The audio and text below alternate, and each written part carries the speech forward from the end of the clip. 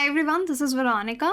और ये जो हमारा सीरीज़ चल ही रहा है एमसीक्यूज़ का, उसको कंटिन्यू करते हुए आज अगेन मैं आपके लिए कुछ क्वेश्चंस लेके आई हूँ environment and science and tech के। इसमें बहुत सारे पीवाईक्यूज़ भी हैं जो आपने एग्जाम्स में, अगर आपने पीवाईक्यूज़ सॉल्व किए हैं तो ये क्वेश्चंस देखे भी होंगे। बट अगेन हम रिवर्स इंजीनियरिंग टेक्निक से इसको पढ़ने की कोशिश करेंगे और सोल्यूशन को समझने की कोशिश करेंगे।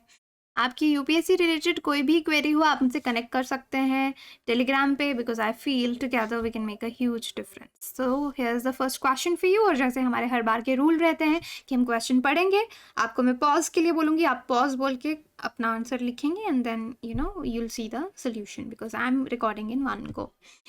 In the context of in the context of which one of the following are the terms pyrolysis and plasma gasification mentioned? तो pyrolysis और gasification, plasma gasification किस चीज में mention होता है? Extraction of rare earth metals, natural gas extraction technologies, hydrogen fuel based automobiles, waste to energy technologies. तो आप मुझे यहाँ पे पॉज कीजिए और आंसर बताइए। तो आई होप अब पॉज करके आप लोग सोल्यूशन देख रहे हैं। So answer is D, which makes this statement correct, कि ये वाला स्टेटमेंट करेक्ट है। तो हम यहाँ पे इन दोनों मेथड्स के बारे में जानने की कोशिश करेंगे। पायरोलिसिस क्या है, गैसिफिकेशन क्या है। देखो पायरोलिसिस में क्या है, अब जैसे हम कोई चीज़ जलाते हैं, बर्न करते हैं, उसमें बर्निंग भी आती है, कंबस्शन भी आती है, इंसिनरेशन भी आती है, लेकिन उनसे पायरोलिसिस अलग क्यों है?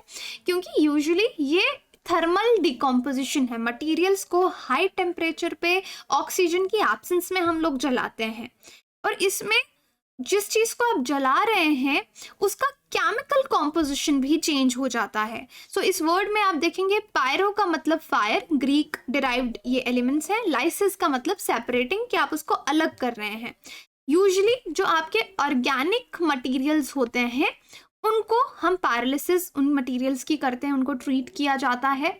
और जैसे बायोचार आपने सुना होगा, बायोचार भी इसी तरीके से प्रिपेयर किया जाता है, which is in turn a good fertiliser. Vertical farming में इसको बायोचार को ग्रोथ मीडियम में ऐड किया जाता है, वो भी पायरोलिसिस से बनाया जाता है। सो अब जैसे गैसिफिकेशन ये कंबस्शन का प्रोसेस है, तो जिन चीज़ों को हमको कंबस्शन करवाना है, गैसिफिकेशन करवाना है, तो उनको कई बार फर्स्ट स्टेप में हम पायरोलिसिस का ट्रीटमेंट जो है वो देते हैं। सो पायरोलिसिस ऑर्गेनिक सब्सटेंसेस की वोलाटाइल प्रोडक्ट्स को प्रोड्यूस करती है, यूजुअली गैसेस फॉर्म में, और पीछे उसका एक सॉलिड रेजिड्यू रह जाता है जो यूजुअली कार्बन होता है, या चार आप उसको बोल सकते हैं।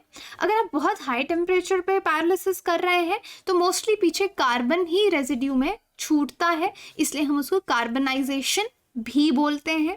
अब ये जो प्रोसेस है केमिकल इंडस्ट्री में बहुत ज़्यादा यूज़ किया जाता है। फॉर एग्जांपल इथाइलिन प्रोड्यूस करने के लिए, बहुत सारे कार्बन के फॉर्म्स प्रोड्यूस करने के लिए, बाकी केमिकल्स बनाने के लिए जो हमको पेट्रोलियम, कोल या वुड से बनाने हैं, तो हम पायरोलिसिस का ट्रीटमेंट देते हैं। This is the first term जो हमने पढ़ा। दूसरा है प्लाज्मा आर्क गैसिफिकेशन, PAG। ये एक WTE है। WTE is waste treatment technology, TT, ठीक है। वेस्ट ट्रीटमेंट जो हमने ये पढ़ा, वेस्ट टू एनर्जी, इसको WTE बोलते हैं। तो यहाँ पे हम बोल रहे हैं this is waste treatment technology, जो कि इलेक्ट्रिसिटी, गैसिफिकेशन में क्या है, आप इलेक्ट्रिसिटी भी यूज कर रहे हैं, हाई टेम्परेचर भी यूज कर रहे हैं, कि जो म्युनिसिपल का वेस्ट कलेक्ट होता है, गार्बेज, ट्रैश, गंदगी जो कलेक्ट होती है, उसको हम यूजेबल बाय प्रोडक्ट्स में कन्वर्ट कर सकें विदाउट बर्निंग, कि उनको जलाया ना जाए, उनकी गैसिफिकेशन की जाए। अब कई बार जैसे मैंने आपको कहा, इनको इंसिनरेशन या जलाने से कंफ्यूज किया जाता है, लेकिन ये जिस तरह से इंसिनरेटर्स वर्क करते हैं, प्लाज्मा आर्क गैसिफिकेशन वैसे वर्क नहीं करता, बल्कि ये ऑर्गेनिक वेस्ट को, ठीक है, गैस में कन्वर्ट करता है, जिसमें सेम केमिकल्स होते हैं, केमिकल कॉम्पोजिशन यूजुअली चेंज नहीं होती। हीट एनर्जी आप इसमें लगाते हैं जो इनऑर्गेनिक वेस्ट को स्लैग में कन्वर्ट करता है, ठीक है। ये जो प्रोसेस है, इससे क्या होगा कि अगर आपके पास ढेर सारा वेस्ट है तो वेस्ट का जो वॉल्यूम है वो कम हो जाएगा, और उसके बाद उसको लैंडफिल्स में भेजा जाएगा कि इसको अब लैंडफिल्स में डाल दीजिए या इलेक्ट्रिसिटी जनरेट कीजिए, जो भी उसके आगे के पर्पस है। This is plasma arc gasification. तो आई होप ये दोनों टर्म्स आपको क्लियर है। Okay, now coming to the second question, again इसके एंड में आपको पॉज करना है. Consider the following statements. The definition of critical wildlife habitat is incorporated in the Forest Rights Act 2006. For the first time in India, Baigas have been given the habitat rights. Union Ministry of Environment, Forest and Climate Change officially decides and declares habitat rights for primitive and vulnerable tribal groups in any part of India. So इनमें से कौन सा जो statement है correct पूछा गया है, correct है. So definition of critical wild life hat, ये हैबिटेट जो है, तो अगर आप 2006 का वाइल्ड फॉरेस्ट FRA पढ़ेंगे तो यस ये वहाँ पे है. आप मुझे कमेंट में पहले पॉज करके बताइए. So I hope you have paused and now we are going moving towards the solution. So दूसरा कि हाँ इनको हैबिटेट राइट्स यहाँ पे दिए गए थे. सो आपका ये स्टेटमेंट गलत है. गलत क्यों है ये मैं आपको बताऊंगी. ये दोनों स्टेटमेंट्स करेक्ट हैं. इन दोनों के स्टेटमेंट्स के बारे में और एक्सटेंसिवली हम पढ़ने की कोशिश करेंगे. क्रिटिकल वाइल्ड लाइफ हैबिटेट को डिफाइन किया गया है फॉरेस्ट राइट एक्ट 2006 में, जैसे कि national park sanctuaries that are required to be kept as inviolate of the purpose of wild life conservation as may be determined and notified by central government. तो यहाँ पे इसको डिफाइन किया गया है. स्टेटमेंट 1 आपकी करेक्ट है. स्टेटमेंट 2 में बायगा कम्युनिटी के बारे में बात की गई है जो कि मेजरली आपकी मध्य प्रदेश में प्रेजेंट है. तो इस तरह के 75 ये पर्टिकुलरली वल्नरेबल ट्राइबल ग्रुप्स जिनको PVTGs कहा जाता है, इतने ग्रुप्स एग्जिस्ट करते हैं भारत में जिनको हैबिटेट राइट्स दिए गए हैं, जो एलिजिबल हैं हैबिटेट राइट्स लेने के लिए FRA 2006 के अंदर. ठीक है. अब ओवर द इयर्स क्या है, स्टेट कंट्रोल कर रही है फॉरेस्ट को. पहले कम्युनिटीज का बहुत रोल होता था, लेकिन अब स्टेट कंट्रोल करना चाहती है फॉरेस्ट को. ओवर द इयर्स जो कंट्रोलिंग है स्टेट की वो इंक्रीज हुई है.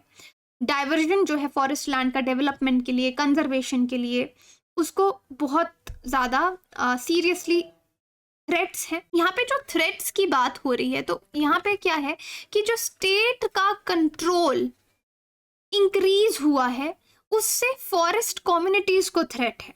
ठीक है. डेवलपमेंट कंजर्वेशन आप कर रहे हैं, अगर आप कंजर्वेशन कर रहे हैं तो लोगों के लिए राइट्स को कम कर रहे हैं, जो कम्युनिटीज के राइट्स कम कर रहे हैं. कंजर्वेशन को इंप्रूव कर रहे हैं, अगेन कम्युनिटीज के राइट्स कम कर रहे हैं. राइट. तो जो थ्रेट है वो इन कम्युनिटीज को है कंजर्वेशन से, डेवलपमेंट से, क्योंकि वहाँ पे स्टेट का कंट्रोल इंक्रीज हो रहा है. अब जो गवर्नमेंट ऑफ मध्य प्रदेश है 2015 में, उन्होंने रिकग्नाइज किया हैबिटेट राइट्स को कि बायगास के हैबिटेट राइट्स हैं.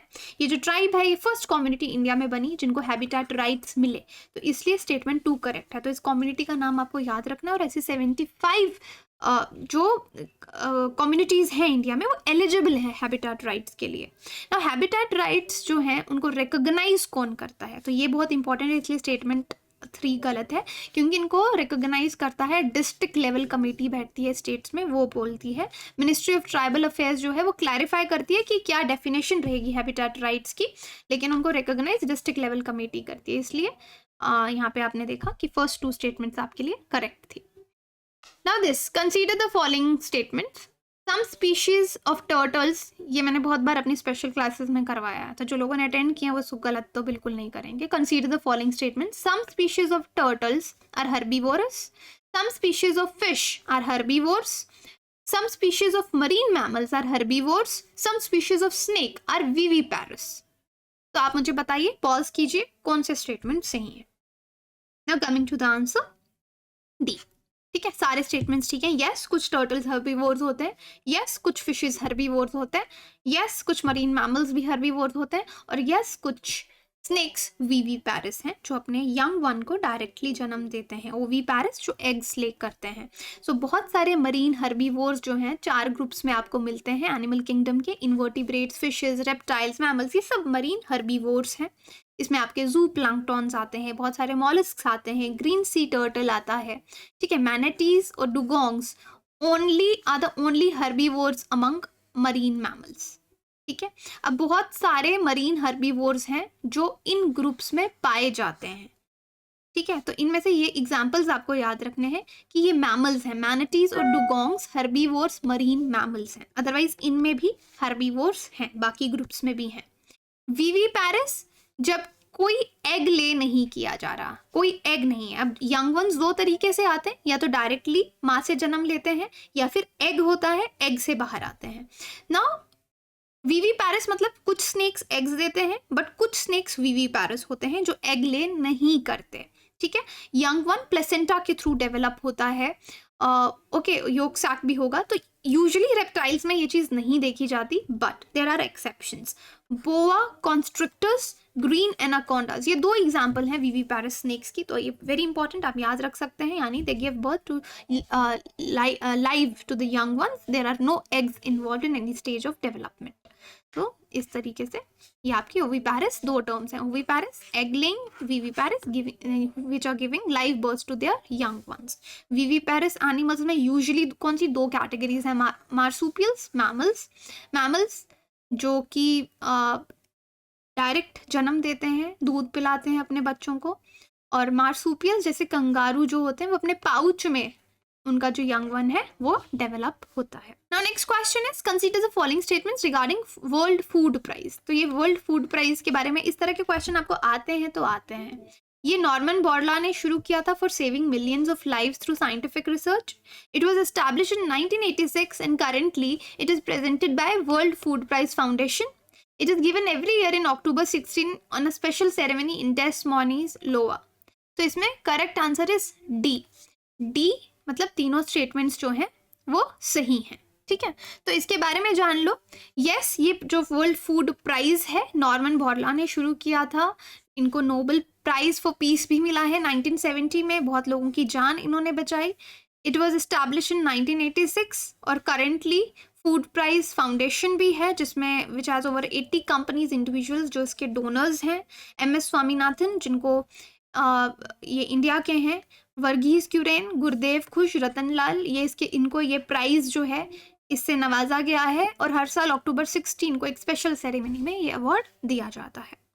Next is which one of the following can be consequences of marine heat waves. अगर हीट वेव्स हम नॉर्मली लैंड पे भी देखते हैं, अगर मरीन हीट वेव्स आएंगे तो उसके क्या कॉन्सिक्वेंसेस होंगे? क्या उससे कोरल ब्लीचिंग होगा, सी ग्रास डिस्ट्रक्शन होगा, loss of kelp forest, deoxygenation? Pause and let me know. So अगर आप इन्वायरमेंट एंड इकोलॉजी अच्छे से पढ़ रहे हैं तो आपको मालूम होगा अगर मरीन हीट वेव्स आएंगी तो ये सब चीज़ें होंगी। सो सारे कोड्स इसमें सही हैं, all statements are correct. Marine heat waves क्या है? जो ओशंस पे मतलब टेम्परेचर इंक्रीज हो रहा है, राइज इन वाटर हो रहा है।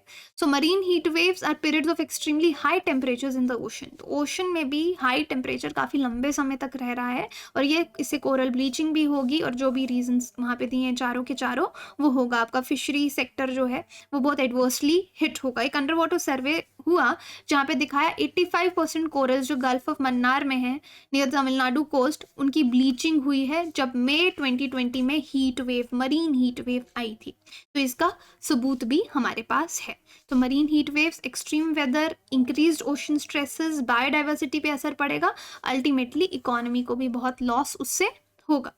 सो मरीन इन्वर्टिब्रेट्स की हीट वेव से जान जाएगी, बहुत मास मॉर्टेलिटी देखी जाएगी और मरीन हीट वेव्स जो हैं हैबिटेट्स काफ़ी स्पीशीज़ के लिए चेंज कर सकते हैं। तो आई होप ये क्वेश्चंस और इनके सॉल्यूशंस जो हमने डिस्कस किया अब आपके दिमाग में बैठ गए होंगे कि ज़रूरी नहीं है ये क्वेश्चंस आपको एग्जाम में आ रहे हैं क्योंकि इनमें PYQs भी हैं, बट जो एक्सप्लेनेशन हम डिस्कस करते हैं उससे आपका कोई ना कोई और क्वेश्चन जो है वो सॉल्व हो सकता है। सो आप अपनी तैयारी भी हमारे साथ इसी तरीके से कर सकते हैं। बहुत से एडुकेटर्स हैं यहाँ पे आपको पढ़ाने के लिए, जो भी एडुकेटर आपको पसंद आए आप पढ़िए। वीरो UPSC इज़ माई कोड अगर आप चाहते हैं कि मैं आपको गाइड करूँ जब तक आप प्रिपरेशन में हैं।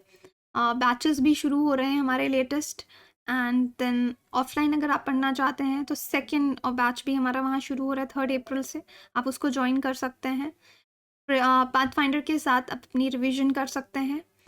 0% EMI, अगर आपको पॉकेट्स पे बर्डन लगता है आप EMI पे कोर्सेज ले सकते हैं। EPFO का कोर्स भी अवेलेबल है। Thank you so much.